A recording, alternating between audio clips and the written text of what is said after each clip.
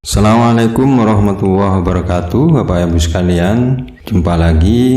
Rencana pemerintah merombak tunjangan kinerja atau tukin bagi pegawai negeri sipil mendapat sorotan dari anggota DPR RI. Bapak Ibu, anggota DPR RI banyak yang memberikan tanggapan terkait tunjangan kinerja bagi pegawai negeri sipil. Menurut anggota DPR Komisi 2 DPR RI ini, pemerintah harus lebih memprioritaskan kenaikan gaji terlebih dahulu dibandingkan dengan tukin bagi PNS. Hal tersebut menurut penilaian anggota Komisi 2 agar terdapat kesetaraan dan meminimalisir ketimpangan di kalangan PNS.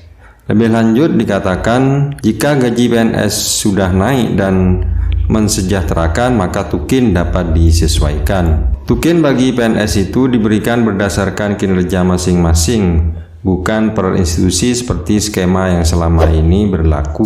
Jika terjadi perombakan skema tukin bagi PNS di tingkat pusat dan daerah, menurutnya harus dilakukan dengan penuh kehati-hatian, katanya. Sebab hal itu berkaitan dengan kesejahteraan para aparatur negara serta dorongan kinerja pelayan mereka terhadap publik. Anggota Komisi 2 itu juga mengatakan gaji tersebut penting dinaikkan supaya pendapatan PNS tak lagi diakali dengan berbagai macam tunjangan. Hal ini lantaran tunjangan bagi PNS yang bermacam-macam bentuknya dan besarannya berbeda-beda di antara institusi pemerintah. Jangan sampai seperti yang selama ini terjadi saat tunjangan kinerja di Direktorat Pajak kan lebih tinggi dibandingkan institusi lainnya.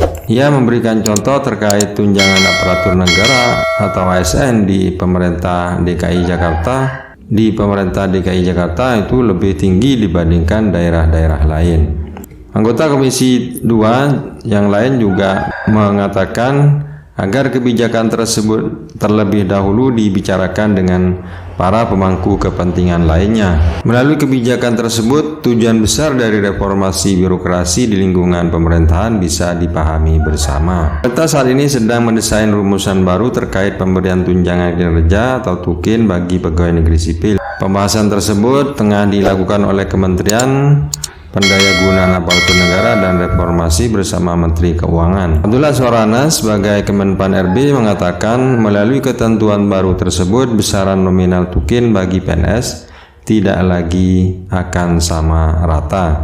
Besaran tukin tersebut tak hanya berdasarkan institusi tempat bekerjanya saja, melainkan tergantung kinerja dari masing-masing PNS.